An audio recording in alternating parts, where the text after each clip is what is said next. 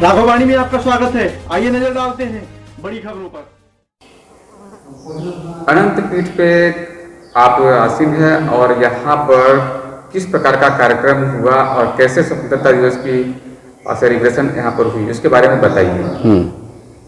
परमहंस स्वतंत्रता सेनानी बाबा राघवदास की कर्म साधना से सुशोभित, अमर शहीद पंडित राम प्रसाद बिस्मिल की समाधि से सुशोभित इस अनंत पीठ के परमहंस आश्रम में मैं आप सबका हार्दिक स्वागत वंदन नमन करता हूँ।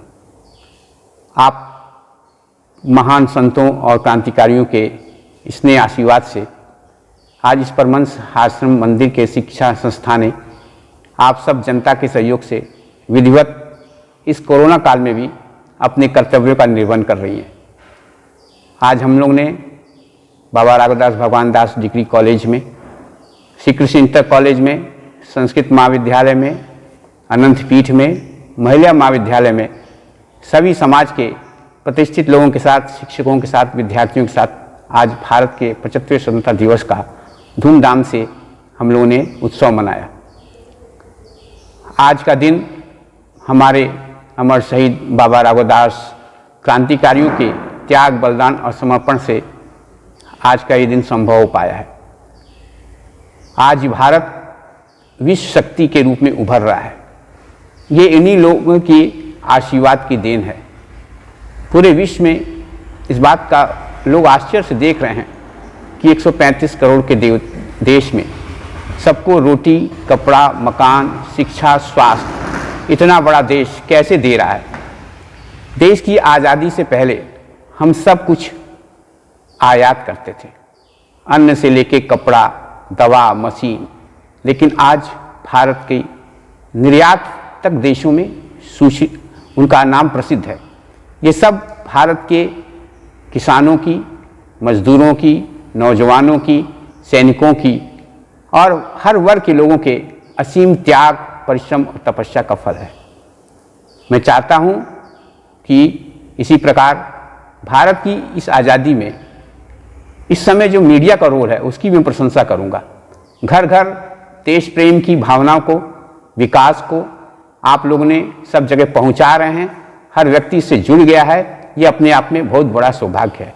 देश की स्वतंत्रता जब हम संघर्ष कर रहे थे तो हमारा समाचार नहीं जाता था, हमारी सूचनाएं हमारे क्रांतिकारियों तक नहीं जाती थी, हमें राष्ट्र नेताओं का संदेश समय पे नहीं मिलता था।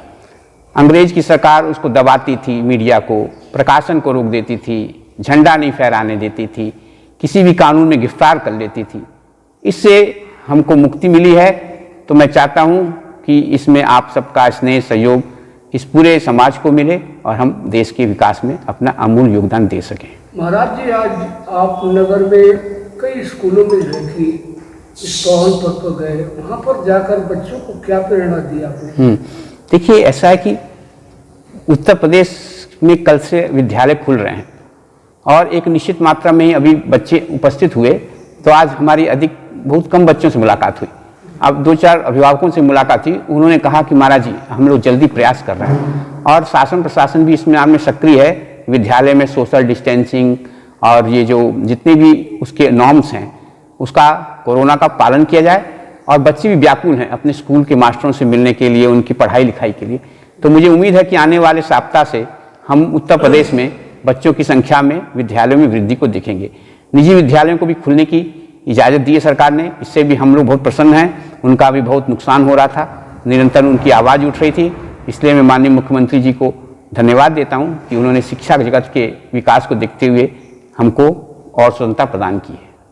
काकोरी कांड के महानायक पंडित राम प्रसाद बिस्मिल का यहाँ पे समाधि है, तो आज कैसे उनको याद किया गया? जी, इलाही वह भी दिन होगा जब अपना राज देखेंगे, तब अपनी ही जमी होगी और अपना आसमां होगा। सरफरोशी की तमन्ना अब हमारे दिल में है, देखना है जोर कितना बाज में कातिल में है। पंडित राम प्रसाद बिस्मिल, जब बाबा राघवदास जी ने चौरी चौरा के कांड में अपनी अहम भूमिका निभाई तो बड़े प्रभावित होकर वे उनसे मुलाकात करने इस आश्रम में आया करते थे। उससे दोनों एक साथ उम्र के थे, लगभग 24-25 साल की दोनों की अवस्था होगी बाबा राघवदास और बिस्मिल की। उस समय उस दोनों नौजवानों ने देशभक्ति के अपने जज्बे को एक दूसरे के साथ शेयर किया, बांटा। और इसी संदर्भ में 9 अगस्त 1925 में काकोरी कांड में जब पंडित राम प्रसाद की गिरफ्तारी हुई, 2 साल उन पर मुकदमा चला हुआ और ये तय किया गया कि 18 दिसंबर को इन क्रांतिकारियों को जेल में फांसी की सजा होगी। तब बाबा राघवदास गोरखपुर में गए और पंडित राम प्रसाद बिस्मिल से उन्होंने मुलाकात की। बिस्मिल जी ने उनसे एक अनुरोध किया कि मेरे फांसी के बाद मेरे इस शव को आप अंतिम संस्कार स्वयं अपने हाथों से करेंगे, इससे मुझे गौरव होगा और मुझे एक संतोष मिलेगा। बाबा राघवदास ने उस महान राष्ट्रभक्त की बातों को ध्यान में रखते हुए राप्ती के तट पर अंतिम संस्कार करके उसके अस्थि कलश को इसी आश्रम में 19 दिसंबर 1927 को लाके स्थापित किया। उस समय उस पूरे शव यात्रा में बड़े बड़े क्रांतिकारी थे जिन्होंने बाद में आकर इस समाधि पर अपनी पुष्पांजलि श्रद्धांजलि अर्पित की।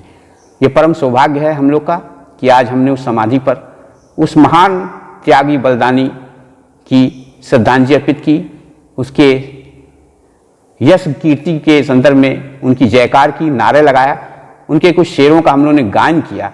इससे हम लोग के अंदर एक स्फूर्ति, ऊर्जा का संचार हुआ कि अभी भी हम लोग को इस देश के प्रति अपने दायित्व को पालन करने में कोई कमी नहीं रखना चाहिए और उनके आदर्शों पर जहाँ तक हो सके इस संस्था और इस समाज को ले चलने का प्रयास करना चाहिए। महाराज जी